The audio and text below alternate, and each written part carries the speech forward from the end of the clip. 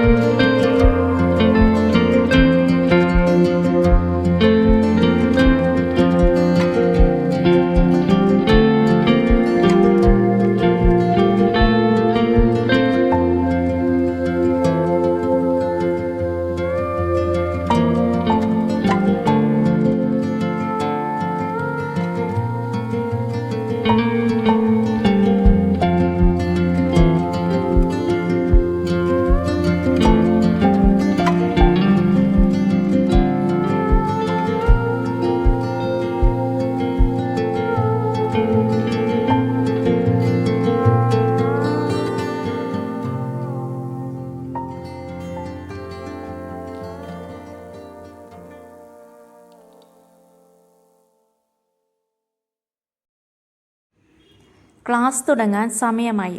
അമ്മമാരും ടീച്ചർമാരും കുട്ടികളും ഡോക്ടർമാരും എത്തിത്തുടങ്ങി. അപ്പോൾ നമുക്ക് ക്ലാസ് കണ്ടാലോ.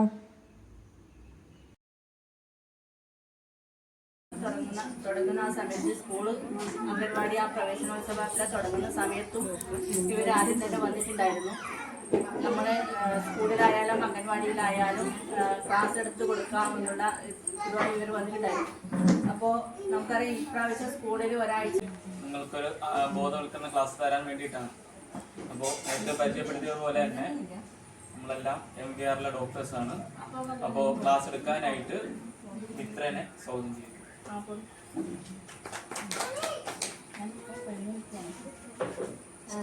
എല്ലാവർക്കും നമസ്കാരം. ഞങ്ങൾ MVR ആയുർവേദ മെഡിക്കൽ കോളേജിലെ ഫൈനൽ ഇയർ വിദ്യാർത്ഥികളാണ്. ഇന്ന് മുലയൂട്ടൽ വാരത്തിനെ അനുബന്ധിച്ച് ഞങ്ങൾ ഇവിടെ ഒരു ക്ലാസ് എടുക്കാൻ വന്നതാണ്.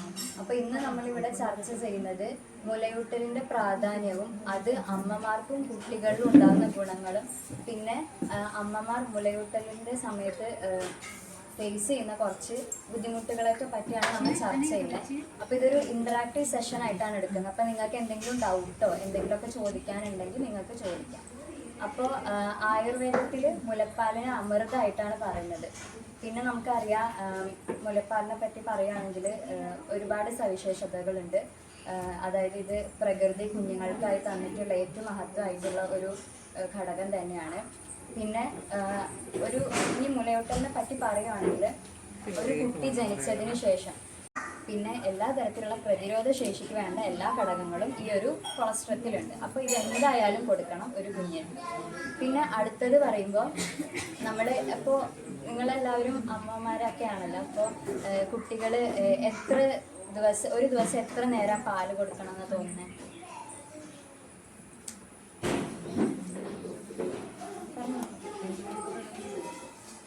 അതായത് ഒരു ദിവസം രാവിലെ ആണെങ്കിൽ 8 മുതൽ 12 തവണ വരെ കൊടുക്കാം. പിന്നെ രാത്രി ആണെങ്കിൽ 4 മുതൽ 5 തവണ വരെ പാല് കൊടുക്കാവുന്നതാണ്. അപ്പോൾ നമ്മളിപ്പോൾ ജോലിയൊക്കെ ഉള്ള അമ്മമാരാണെങ്കിൽ നമുക്കറിയാം ഇങ്ങനെ രാവിലെ 8 മുതൽ 12 തവണ കൊടുക്കാൻ പറ്റിയെന്ന് വരില്ല. അപ്പോൾ അങ്ങനെയുള്ള അമ്മമാരാണെങ്കിൽ നമുക്ക് എക്സ്പ്രസ്ഡ് മിൽക്ക് എന്ന് പറഞ്ഞൊരു സംഭവമുണ്ട്. അതായത് പാല് പിഴിഞ്ഞിട്ട് ഒരു വൃത്തിയുള്ള ഒരു കുപ്പിയിലാക്കി സൂക്ഷിച്ച് വെക്കാം. ഇത് നമുക്ക് റൂം ടെമ്പറേച്ചറിൽ ഒരു 3 to 4 മണിക്കൂർ വരെ ഇത് ഒരു കേട് വരാതെ ഇരിക്കുകയും ചെയ്യും. പിന്നെ ഫ്രിഡ്ജിൽ വെക്കുകയാണെങ്കിൽ ഇത് ഒരു 24 മണിക്കൂർ വെക്കാം. പിന്നെ ഫ്രീസറിൽ വെക്കുകയാണെങ്കിൽ ഒരാഴ്ചയോളം ഇത് ഒരു കേട് വരാതെ ഇരിക്കുന്നതാണ്. അപ്പം നമ്മൾ എടുക്കുന്ന പാത്രം നല്ല വൃത്തിയുള്ളത് കാരണം അങ്ങനെയൊക്കെ നോക്കിയിട്ട് എടുക്കാം. പിന്നെ അടുത്തത് പറയാനുള്ളത് വെച്ചാൽ ഇങ്ങനെ പാല് കൊടുക്കുന്നതിലൂടെ അമ്മയ്ക്കും കുട്ടിക്കും ഉണ്ടാകുന്ന ഗുണങ്ങളാണ് പറയുന്നത്. അപ്പോൾ അമ്മയ്ക്കാവുമ്പോൾ അമ്മയ്ക്ക് നമുക്കറിയാം പ്രസവശേഷം ഒരുപാട് ബ്ലീഡിംഗ് ഒക്കെ ഉണ്ടാകും, നല്ലോണം രക്തസ്രാവമൊക്കെ ഉണ്ടാകുന്ന ടൈമാണ്. അപ്പോൾ ഈ ബ്ലീഡിങ് ഒരു പരിധി വരെ കുറയ്ക്കാൻ പറ്റും. പിന്നെ മാനസിക സംഘർഷങ്ങൾ കുറയ്ക്കാൻ പറ്റും. പിന്നെ ഗർഭപേശി അതായത് യൂട്രസ് ചുരുങ്ങാൻ അതിനൊക്കെ ഈ മുലയൂട്ടുന്നതിലൂടെ ഹെൽപ്ഫുള്ളാണ്. പിന്നെ യൂട്രസിലുണ്ടാകുന്ന അർബുദങ്ങൾ, പിന്നെ അങ്ങനത്തെ ചില അണുബാധകങ്ങൾ, അതിനൊക്കെ ഇത് കുറയ്ക്കാൻ ഹെൽപ്പ് ചെയ്യും. പിന്നെ കുഞ്ഞുങ്ങൾക്കാണെങ്കിൽ നമുക്കറിയാം ബുദ്ധി വളർച്ചയ്ക്കാണെങ്കിലും ശരീര വളർച്ചയ്ക്കാണെങ്കിലും പ്രതിരോധത്തിനാണെങ്കിലും എല്ലാത്തിനും ഇത് ഹെൽപ്പ് ചെയ്യും. അപ്പോൾ ഒരു കുഞ്ഞിൻ്റെ എല്ലാ ശാരീരിക മാനസിക വളർച്ചയ്ക്കും മൊത്തത്തിൽ ഇത് ഹെൽപ്ഫുള്ളാണ്. പിന്നെ ഇതിലെല്ലാത്തിലുപരി ഈ ഒരു മുലയൂട്ടുന്നതിലൂടെ അമ്മയും കുഞ്ഞും തമ്മിലുള്ള ഒരു ആത്മബന്ധം നല്ലോണം വർദ്ധിക്കും. കാരണം അമ്മയും കുഞ്ഞും ആ ഒരു സമയം സ്കിൻ ടു സ്കിൻ കോണ്ടാക്റ്റ് ആണ് വരുന്നത്. അപ്പോൾ ആ ഒരു സമയം നമ്മൾക്ക് നമ്മളെ കുഞ്ഞുമായിട്ടുള്ള ആ ഒരു ആത്മബന്ധം കൂടും. ഇനിയിപ്പോൾ പറയുകയാണെങ്കിൽ ആദ്യത്തെ 6 മാസം നിർബന്ധമായും മുലപ്പാൽ കൊടുക്കണം. പിന്നെ അതിന് ശേഷം ലഘുവായിട്ടുള്ള ഭക്ഷണങ്ങൾ കൊടുക്കുക. അതായത് എരിവുള്ള ഭക്ഷണമൊന്നും കൊടുക്കരുത്. പിന്നെ ലഘുവായിട്ടുള്ള ആഹാരങ്ങൾ കൊടുക്കാം. അതിൻ്റെ ഒപ്പം ഈ മുലപ്പാൽ കൂടി കൊടുക്കണം. പിന്നെ അതിനുശേഷം നമുക്ക് വേണമെങ്കിൽ ചെറുതായിട്ട് മുലപ്പാൽ കൊടുക്കുന്നത് കുറച്ച് വരെ. ഇപ്പം അംഗനവാടിയിലുള്ള പോകുന്ന കുട്ടികൾക്ക് പാല് കൊടുക്കുന്നതിൽ കുഴപ്പമൊന്നുമില്ല, തെറ്റൊന്നുമില്ല. പക്ഷേ അതിനുശേഷം നമ്മൾ വീട്ടിൽ എന്താണോ ഉണ്ടാക്കുന്നത് ആ ഫുഡുകൾ നമ്മൾ കുട്ടികൾക്ക് കൊടുക്കാൻ തുടങ്ങും. അപ്പോൾ നമുക്ക് ആ ഫുഡാണ് അതിനാണ് കൂടുതൽ പ്രാധാന്യം. അപ്പോൾ അതിനുശേഷം നമ്മൾ മുലപ്പാലിൻ്റെ അളവ് കുറച്ച് വേണം. നമ്മൾ ഒറ്റ ദിവസത്തിൽ ഒറ്റയടിക്ക് പെട്ടെന്ന് കുറയ്ക്കരുത്. അത് അമ്മയ്ക്കും കുഞ്ഞിനും 2 പേർക്കും ഒരുപോലെ ബുദ്ധിമുട്ടുണ്ടാക്കും. അപ്പോൾ അതിന് നമ്മൾ ചെയ്യുന്ന ഒരു കാര്യമാണ് വീനിങ് എന്ന് പറയും. അതായത് നിപ്പിളിൻ്റെ അവിടെ ഒരു കയ്പുള്ള എന്തെങ്കിലും തേച്ച് വെക്കുക, അങ്ങനെ എന്തെങ്കിലും ചെയ്യുക. അങ്ങനെ ഒരു ദിവസം 4 നേരം 8 നേരമൊക്കെ കൊടുക്കുകയാണെങ്കിൽ അത് ചെറുതായിട്ട് കുറച്ച് വരും. അങ്ങനെ കൂടുതൽ ഇമ്പോർട്ടൻസ് ഫുഡിനെ കൊടുത്തിട്ട് വേണം നമ്മൾ പിന്നെ മുലപ്പാൽ കുറച്ച് വരാം. അപ്പോൾ ഇത്രയും ആണ് മുലപ്പാലിൻ്റെ സുവിശേഷത, അതായത് ഹെൽപ്ഫുള്ളാണ്. അപ്പോൾ ഇത്രയാണ് മുലപ്പാലിൻ്റെ സുവിശേഷതകൾ. ഇനി മുലയൂട്ടുന്ന രീതികൾ പറയാനായിട്ട് ദേവികയാണ് വിളിക്കും.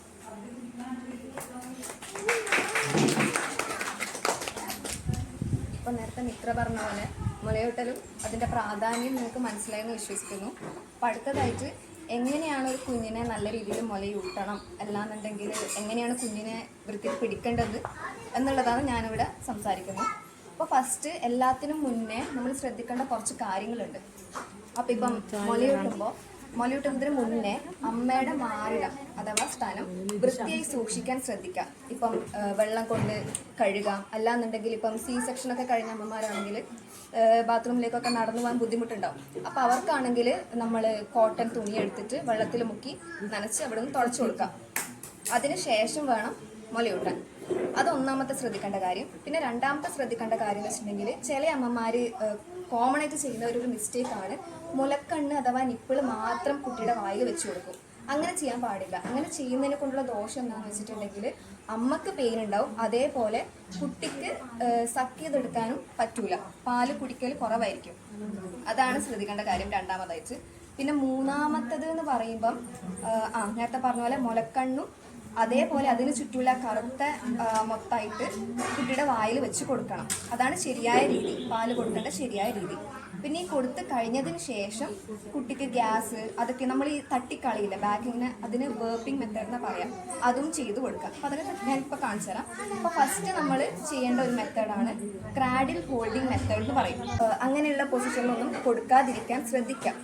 ഇരുന്നിട്ട് ചെയറിലിരുന്ന് വേണമെങ്കിൽ നടുവൊക്കെ ഒന്ന് തലാണ വെച്ച് സപ്പോർട്ട് ചെയ്ത്, വേണമെങ്കിൽ മടിയിലും തലാണ വെക്കാം. അങ്ങനെ വേണം കൊടുക്കാൻ. റിലാക്സ് ചെയ്ത് നമ്മൾ ഭയങ്കര റിലാക്സ് ചെയ്ത് ഇങ്ങനെ വെപ്രാളപ്പെട്ട് അയ്യോ കുട്ടിക്ക് വിശക്കുന്നു അങ്ങനെ വിചാരിച്ചിട്ടൊന്നും കൊടുക്കാൻ പാടില്ല. അപ്പോൾ ചെയറിലിരുന്ന് റിലാക്സ് ചെയ്ത് കൈ മുട്ടിൽ കുട്ടിയുടെ തല വരണം. കൈ പത്തിയിൽ ഒരു കൈ മാത്രമേ യൂസ് ചെയ്യുന്നുള്ളൂ. ഇവിടെ കുട്ടിയുടെ ബാക്കും വരണം. ഇങ്ങനെയാണ് ഒരു മെത്തേഡ്. കാണുന്നില്ലേ? ഇതാണ് ഒരു മെത്തേഡ്. ഇതിനാണ് ക്രാഡിൽ ഹോൾഡിംഗ് മെത്തേഡ് എന്ന് പറയും.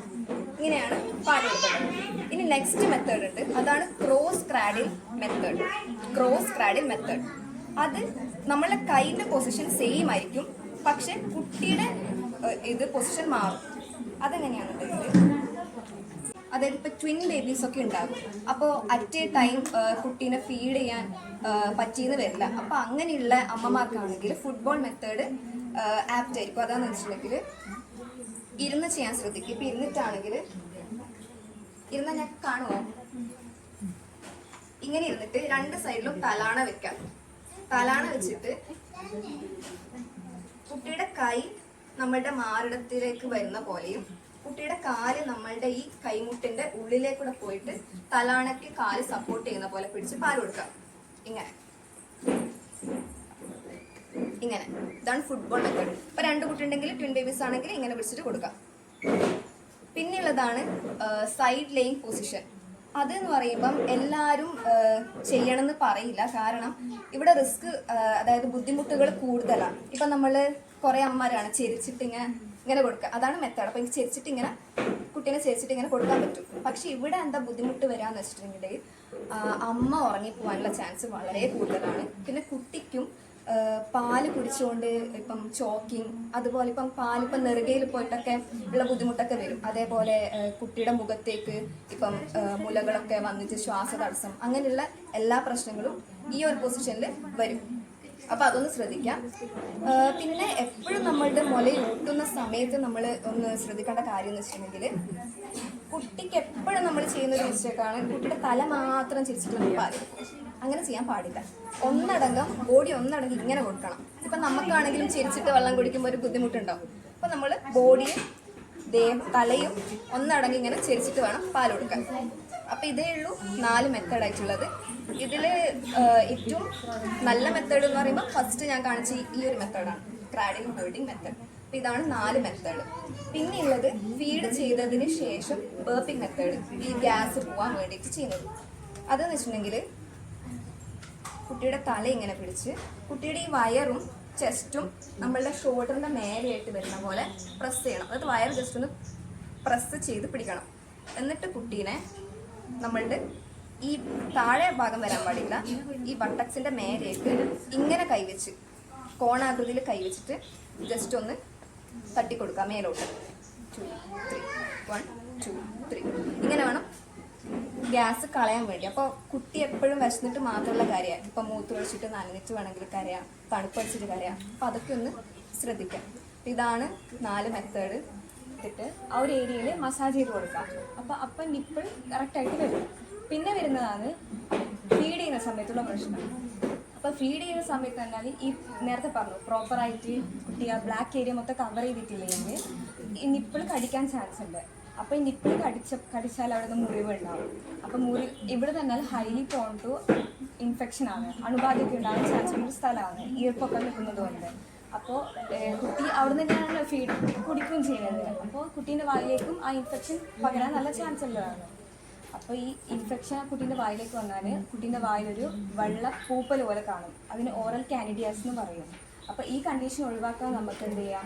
ചൂടുവെള്ളം, ഇളം ചൂടുവെള്ളത്തിൽ കുട്ടിക്ക് പാല് കൊടുത്തതിനും കഴിയുന്നതിന് ശേഷം ഒന്ന് അവിടെ കഴുകുക. ഇൻ കേസ് അവിടെ ഇപ്പോൾ മുറിവ് സംഭവിച്ചിട്ടുണ്ടെങ്കിൽ നമുക്ക് ആര്യവേപ്പിൻ്റെയും കണിക്കൊന്നേയും ഇല നമുക്ക് കഷായം വെച്ചിട്ടൊന്നാണ് കഴുകി കൊടുക്കുക. പിന്നെ വരുന്നൊരു കംപ്ലൈൻ്റ് ആണ്, ഇപ്പോൾ 6 മാസമായിട്ട് കണ്ടിന്യൂസ് ആയിട്ട് മുലയൂട്ടുന്ന അമ്മയായിരിക്കും. പക്ഷേ അത് ഒരു മെറ്റേണിറ്റി ലീവ് എടുത്ത് മുലയൂട്ട് പിന്നെ ഇന്ന് ജോലിക്ക് പോകുന്ന അമ്മയാണെങ്കിൽ ഈ 2 മണിക്കൂർ ഗ്യാപ്പ് വെച്ചിട്ടാണ് നമ്മൾ മുലയൂട്ടുന്നത്. ആ ഒരു ഗ്യാപ്പ് അവിടെ ബ്രേക്ക് ആവും. പിന്നെ രാവിലെ കൊടുത്ത് വൈകുന്നേരം വന്ന് കൊടുത്ത് അങ്ങനെ ഒരു അവസ്ഥയായിരിക്കും വരിക. അപ്പം എന്ന് പറഞ്ഞാൽ ഈ ബ്രസ്റ്റിൽ അവിടെ പാല് കെട്ടിക്കിടക്കും. അപ്പം അമ്മമാർക്ക് അതൊരു വലിയ ബുദ്ധിമുട്ടായിരിക്കും. എന്താ പറയുക, പെയിനും പിന്നെ ഒരു കല്ലിപ്പോലൊക്കെ ഉണ്ടാകും. അത് ഒഴിവാക്കാൻ പറഞ്ഞാൽ നമ്മൾ എക്സ്പ്രസ് ചെയ്ത് വെക്കാം. അതായത് പാൽ നമുക്ക് കളക്ട് ചെയ്ത് വെക്കാം. നേരത്തെ പറഞ്ഞു, ഒന്നിക്കിൽ പുറത്താണെങ്കിൽ 4 മണിക്കൂർ വരെ നമുക്ക് സൂക്ഷിച്ച് വെക്കാൻ പറ്റും. ഫ്രിഡ്ജിൽ വെക്കുകയാണെങ്കിൽ തന്നെ അത് വെച്ചിട്ട് പുറത്തെടുത്തിട്ട് തണുത്തതിന് ശേഷം മാത്രം കുട്ടി കൊടുക്കാൻ പാടില്ല. പിന്നെ പെയിൻ ഉണ്ടെങ്കിൽ തന്നെ ഒരു ചൂട് പിടിച്ചൊരു തുണി, ആവിയെല്ലാം കയറ്റി തുണി ഉണ്ടാവുമല്ലോ, അതൊന്ന് അവിടെ കവർ ചെയ്ത് വെച്ചാൽ നന്നായിരിക്കും. പിന്നെ പറഞ്ഞാൽ കുട്ടിക്ക് തരൂക്ക് പോയൊരവസ്ഥ. അപ്പം അതിന്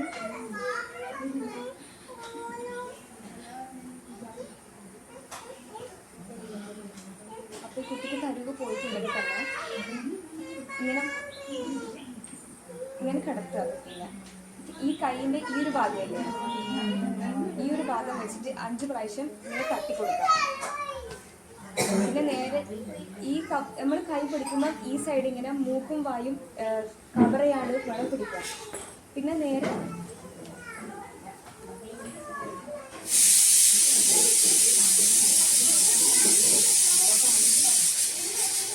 ഇങ്ങനെ പിടിച്ച്, അഥവാ നിൽക്കുന്നില്ലെങ്കിൽ നിങ്ങൾക്ക് ഇരുന്നിട്ടും ഇതേപോലെ ചെയ്യാം. കാലൊരു സപ്പോർട്ടും കൊടുക്കണം. 2 വിരൽ വെച്ചിട്ട് ചെസ്റ്റിൻ്റെ ഈ 2 നിപ്പിളുടെ താഴേക്ക് 2 ഏരിയ ഉണ്ട്. ഇവിടെ ഇങ്ങനെ ഒരു 5 പ്രാവശ്യം കംപ്രഷൻ കൊടുക്കുക. ഇതൊരു 3-4 പ്രാവശ്യം റിപ്പീറ്റ് ചെയ്യുക, കുട്ടി ശ്വാസം കിട്ടുന്നത് വരെ. പിന്നെ പറയുന്നത്, പിന്നെ മെയിനായിട്ട് ശ്രദ്ധിക്കേണ്ട ഒരു കാര്യമാണ് ഡയറ്റ്. ഇപ്പം എരിവുള്ളത് കഴിച്ചാൽ അപ്പം അതൊക്കെ കുട്ടി കുട്ടിയുടെ പാലിനെയും അതൊക്കെ എഫക്റ്റ് ആവും. അപ്പോൾ പരമാവധി നല്ല ബ്രസ്റ്റ് മിൽക്കിനായിട്ട് നമുക്ക് ഇലക്കറികൾ, സീസണലായിട്ട് വരുന്ന ഫ്രൂട്ട്. അപ്പോൾ അത് പറഞ്ഞു. പിന്നെ ഹൃദയത്തിന്റെ ആരോഗ്യം നന്നാവാനുള്ളൊരു മെത്തേഡും കൂടിയാണ് ഈ ബ്രസ്റ്റ് ഫീഡിങ്ങിലൂടെ നമുക്ക് കിട്ടുന്നത്. അതേപോലെ തന്നെ കുഞ്ഞും അമ്മയായിട്ടുള്ള ആത്മബന്ധം കൂട്ടുന്നു. അങ്ങനെ കുറേ കാര്യങ്ങൾ നമുക്ക് ഈ മുലയൂട്ടലിലൂടെ സാധിക്കുന്നുണ്ട്. അപ്പോൾ ഇതൊരു ചെറിയ കാര്യമല്ല നമ്മൾ അമ്മമാർ ചെയ്യുന്നത്. അതേപോലെ തന്നെ ആദ്യത്തെ പാല് നമ്മൾ പലരും കളയുന്നുണ്ട്. അത് ശരിയല്ല, കൊടുക്കാൻ പാടില്ല, കൊച്ചിന് മഞ്ഞ ഉണ്ട് എന്നൊക്കെ പറഞ്ഞിട്ട്. അപ്പോൾ അതാണ് ഏറ്റവും ഉത്തമമായ ആദ്യം നമ്മൾ കുഞ്ഞിനെ കൊടുക്കണം. കുഞ്ഞിനെ രോഗപ്രതിരോധ ശേഷി കൂട്ടാൻ വേണ്ടിയിട്ടും കുഞ്ഞിനുള്ള വരുന്ന അണുബാധകൾ തടയാൻ വേണ്ടിയിട്ടും ഒക്കെ കൊടുക്കേണ്ടത്. ആ കൊളസ്ട്രോൾ എന്ന് പറയുന്ന ആദ്യം വരുന്ന മഞ്ഞ കട്ടിയിൽ വരുന്ന ദ്രാവകമാണ് ആദ്യം കൊടുക്കേണ്ടത്. അതിനുശേഷം മാത്രമേ 3-ാമത്തെ ദിവസം തൊട്ട് നമുക്ക് വെള്ള നിറത്തിലുള്ള പാല് കുഞ്ഞ് കുടിക്കുന്നതിനനുസരിച്ച് ചൊരിഞ്ഞ് വരുള്ളൂ. അപ്പൊ അതൊക്കെ നമ്മൾ ശ്രദ്ധിക്കുക. അതേപോലെ തന്നെ ഇപ്പം ഡോക്ടർ പറഞ്ഞ പോലെ നമ്മൾ കഴിക്കുന്ന ഭക്ഷണത്തിലായാലും നമ്മൾ ശ്രദ്ധിക്കേണ്ടതുണ്ട്. നമ്മളത് തള്ളിക്കളയേണ്ട ഒരു വിഷയമല്ല. കാരണം അതിനനുസരിച്ച് നമ്മുടെ മുലപ്പാലിലെ വർധനവ് ഉണ്ടാവും. അല്ലാതെ നമ്മൾ വെറുതെ പാല് കുറഞ്ഞു എന്നുള്ളൊരു റീസൺ ആയിട്ട് നമ്മൾ പറഞ്ഞിട്ട് കാര്യമില്ല. കാരണം അതിനനുസരിച്ച് അമ്മ കഴിക്കുന്ന ഭക്ഷണമാണ് കുട്ടിക്ക് പോഷകം സമൃദ്ധമായിട്ട് പാലായിട്ട് വരുന്നത്. അപ്പൊ അതിന് ഇലക്കറികള്, അതേപോലെ തന്നെ പാൽ കഷായങ്ങൾ കേട്ടിട്ടുണ്ടാവും. അങ്ങനെ അതൊരു ഡോക്ടറെ കണ്ടതിന് ശേഷം മാത്രം പോകും. ഇനി ഞങ്ങൾക്ക് പറയാനുള്ളതെന്ന് വെച്ചാൽ ഇപ്പൊ കുഞ്ഞുങ്ങൾക്ക് ജനിച്ചതിന് ശേഷം ഒരു 6 മാസം തൊട്ട് 16 വയസ്സ് വരെയുള്ള കുട്ടിക്ക് ഞങ്ങളൊരു തുള്ളി മരുന്ന് കൊടുത്തു വരുന്നുണ്ട്. അതിന് നമ്മൾ ആയുർവേദത്തിൽ പറയുന്നത് സ്വർണ്ണപ്രാശനം എന്നാണ്. അപ്പൊ ഈ സ്വർണ്ണപ്രാശനം എന്താണെന്ന് നിങ്ങൾക്ക് ആദ്യം ഒരു ഡൗട്ട്, എന്താണ് ഇവർ ഈ ഉദ്ദേശിക്കുന്നത് ഈ ഒരു ഇതിനെ കൊണ്ട് എന്നുള്ളത്. അപ്പൊ ഇതിൽ വരുന്നതെന്ന് വെച്ചാൽ 2 കണ്ടന്റ് ആണ്. ഒന്ന് നമ്മുടെ ആയുർവേദ മരുന്നുകൾ, പിന്നെ ഉള്ളത് ഈ സ്വർണ്ണം പ്രാശനം എന്നുള്ളത് ആ സ്വർണം തന്നെയാണ്. സ്വർണ്ണ ഭസ്മാണ്. അതിൽ ഔഷധം എന്ന് പറഞ്ഞിട്ട് വരുന്നത് വയമ്പ്. നിങ്ങൾക്കറിയാം, കുട്ടിക്ക് ജനിച്ചതിന് ശേഷം നാവിൽ ഉറച്ചു കൊടുക്കുന്ന വയമ്പ്, ബ്രഹ്മി, തേന്, നെയ്യ് അതുപോലുള്ള ഔഷധങ്ങൾ വെച്ചിട്ട് അരച്ചെടുക്കുന്നത്. നന്ന കട്ടിയല്ല നന്ന നേർന്നല്ല എന്നുള്ള രീതിക്ക് അരച്ച് ഉണ്ടാക്കുന്ന ഒരു തുള്ളിമരുന്നിന്റെ പേരാണ് സ്വർണ്ണപ്രാശനം എന്നുള്ളത്. അത് നമ്മുടെ കോളേജിൽ എല്ലാ മാസവും ഒരു നല്ല ദിവസം നോക്കിയിട്ട് എല്ലാ കുട്ടികൾക്കും നമ്മൾ കൊടുത്തു വരുന്നുണ്ട്. രാവിലെ 9 മണി തൊട്ട് 4 മണി വരെയുള്ള ടൈമിങ്ങിൽ വെച്ചിട്ട്. അത് വെറുതെ വന്ന് നമ്മൾ പോളിയോ കൊടുക്കുന്നതായി ജസ്റ്റ് ഇങ്ങനെ നമ്മൾ കൊടുക്കുന്ന ഒരു സാധനമല്ല. അത് വന്ന് നിങ്ങൾ അവിടെ അപ്പോയിൻമെന്റ് എടുത്ത് പീഡിയാട്രീഷ്യനെ കണ്ട് കുട്ടീനെ ഫുൾ നോക്കി അസസ് ചെയ്ത് കുട്ടിക്ക് പനിയോ ജലദോഷമോ അങ്ങനെ എന്തെങ്കിലും അസുഖങ്ങളുണ്ടോ എങ്ങനെയാണ് ഫുൾ കൺസൾട്ടേഷൻ കഴിഞ്ഞിട്ട് മാത്രമേ നമ്മളെ തുള്ളി മരുന്ന് കൊടുക്കുന്നുള്ളൂ അവിടുന്ന്. അത് ആദ്യത്തെ ഒരു 2 മാസം വരെയുള്ള ഒരു കുട്ടിയാണെങ്കിൽ നമ്മൾ 2 തുള്ളി, പിന്നെ അതിന് ശേഷമുള്ള ഒരു 6 മാസം വരെ അതിൽ 3 തുള്ളി, അതിനുശേഷം ഒരു വയസ്സ് വരെയുള്ള കുട്ടിയാണെങ്കിൽ 3 to 6 തുള്ളി, അങ്ങനെ 16 വയസ്സുള്ള കുട്ടിക്ക് ഒരു 7 തുള്ളി വരെ നമ്മൾ നോക്കിയിട്ട് ഡോക്ടർ നോക്കി പരിശോധിച്ച് കുഴപ്പമൊന്നും ഇല്ലാന്നനുസരിച്ച് അതിനനുസരിച്ച് തുള്ളിമരുന്നിന്റെ ഡോസ് ഇങ്ങനെ കൂട്ടും കുറച്ചും ചെയ്യും. അത് നമ്മൾ കൊടുക്കുന്നത് എന്താന്നുള്ളതായിരിക്കും ഇപ്പൊ നിങ്ങൾക്കുള്ള മനസ്സിൽ ഇപ്പൊ എന്തിനാണ് ഇത് കൊടുക്കുന്നതെന്നുള്ളൊരു ചോദ്യം വന്നിട്ടുണ്ടാവും. അപ്പൊ അതിനുള്ള ഉത്തരം എന്ന് വെച്ചാൽ കുഞ്ഞിന്റെ രോഗപ്രതിരോധ ശേഷി കൂട്ടുക എന്നുള്ളത് തന്നെയാണ് ആദ്യത്തെ നമ്മളെ ഒരു ഉദ്യമം എന്ന് പറയുന്നത്. അപ്പം അതിന് വേണ്ടിയിട്ട്, പിന്നെ ഈ ബുദ്ധി വികാസത്തിന് വേണ്ടിയിട്ട്, പിന്നെ കുട്ടിക്ക് ഇപ്പൊ ചെറുതിനെ നമുക്ക് കാണുന്നുണ്ട്, ഇപ്പൊ എല്ലാ മക്കൾക്കും അലർജി പോലത്തെ സംഭവങ്ങളൊക്കെ വരുന്നുണ്ട്, വല്ലാണ്ട് അവരെ ബുദ്ധിമുട്ടിക്കുന്നുണ്ട്. അപ്പൊ അതുപോലത്തുള്ള രോഗങ്ങൾ തടയാൻ വേണ്ടിയിട്ട്, അണുബാധ അങ്ങനത്തെ കാര്യങ്ങളൊക്കെ കുഞ്ഞുങ്ങളിൽ വരുന്ന അസുഖങ്ങളിലെ കൂടുതലും തടയാൻ വേണ്ടിയിട്ട് നമ്മൾ ഈ തുള്ളിമരുന്നിനെ കൊണ്ട് ഉദ്ദേശിക്കുന്നത്. അതേപോലെ തന്നെ ഈ പറഞ്ഞ അലർജി, അവരെ വിശപ്പില്ലായ്മ, അവർക്ക് വരുന്ന വയറുവേദന, അങ്ങനത്തെ എന്ത് ചെറുത് തൊട്ട് വലിയ വരെയുള്ള കുഞ്ഞുങ്ങളിൽ വരുന്ന പ്രശ്നങ്ങൾക്കും ഇതൊരു ഇതാണ്. അതാണ് നോട്ടീസിൽ പറഞ്ഞിട്ടുള്ളത്. സ്വർണ്ണപ്രാശനത്തിന്റെ യൂസസും കാര്യങ്ങളും എല്ലാം നോട്ടീസിൽ പറഞ്ഞിട്ടുണ്ട്. എന്തെങ്കിലും നിങ്ങൾക്ക് കൂടുതൽ അറിയാനുണ്ടെന്നുണ്ടെങ്കിൽ അതിൻ്റെ അകത്ത് നമ്പർ ഉണ്ട്, അല്ലെങ്കിൽ നിങ്ങൾക്ക് നേരിട്ട് കോളേജായിട്ട് അപ്രോച്ച് ചെയ്യാം. എല്ലാ ദിവസവും അവിടെ നമുക്ക് കൗമാരത്തിലെ ഡിപ്പാർട്ട്മെന്റിൽ പീഡിയാട്രിക്സിൽ OP വരുന്നുണ്ട്, അല്ലാണ്ട് സ്പെഷ്യൽ OP വരുന്നുണ്ട്. ഉച്ചയ്ക്ക് 2 മണി തൊട്ട് 4 മണി വരെ നിങ്ങൾക്ക് കോൺടാക്ട് ചെയ്ത് തുള്ളിമരുന്ന് കൊടുക്കാൻ വരാവുന്നതാണ്. പിന്നെ പാല് കുറഞ്ഞെന്നുള്ള രീതിക്കുള്ളതാണ് വരുന്നത്. കാരണം ആ കൊടുക്കുന്നതിൽ എന്തെങ്കിലും അതിന്റെ പൊസിഷനും കാര്യങ്ങളും എന്തെങ്കിലും വ്യത്യാസം വരുന്നതാണ്. അല്ലെങ്കിൽ ചിലപ്പോൾ നമുക്ക് ആ പ്രസവിച്ച ഉടനെയുള്ള സ്ട്രെസ്സോ എന്തെങ്കിലും കാരണമായിട്ടായിരിക്കാം അങ്ങനെ ഒരു ഇഷ്യൂ വരുന്നത്. അല്ലാണ്ട് അതിനായിട്ടൊരു പ്രത്യേക പ്രൊഫഷണൽസ് അവിടെയുണ്ട്. ഡോക്ടേഴ്സിനെ കണ്ട് നിങ്ങൾ ഇപ്പോഴേ ഉള്ള നിങ്ങൾക്ക് ഡൗട്ട്സ്, പ്രഗ്നൻസിക്ക് മുമ്പുള്ള ഡൗട്ട്സ് ആയാലും അതിന് ശേഷമുള്ള ബേബീസിനെ കൊണ്ടുള്ള ഡൗട്ട്സ് ആയാലും നിങ്ങൾക്ക് തീർക്കാവുന്നതാണ്.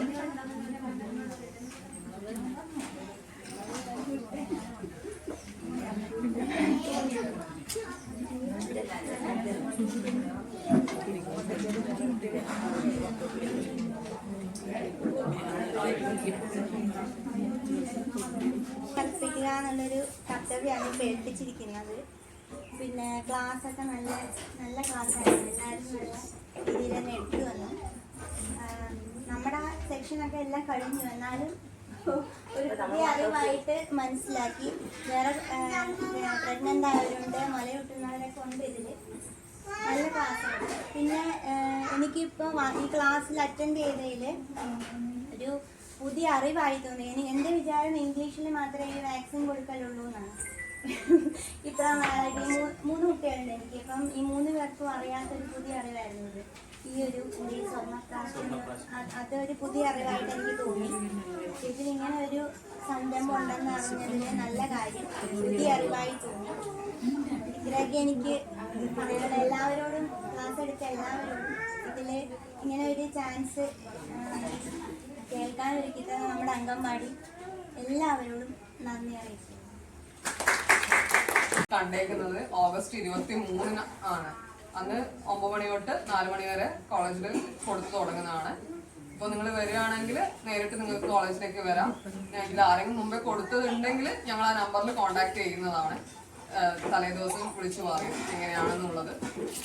അപ്പം ഇതിന് ചാർജ് വരുന്നത് 150 രൂപയാണ് അവിടെ കോളേജിൽ ഡ്രോപ്പിന് എടുക്കുന്നത്. അത് നോക്കിയിട്ട് എങ്ങനെയാണെന്നുള്ളത് അവിടുത്തെ റിസപ്ഷനിൽ അവർ പറയുന്നതാണ്.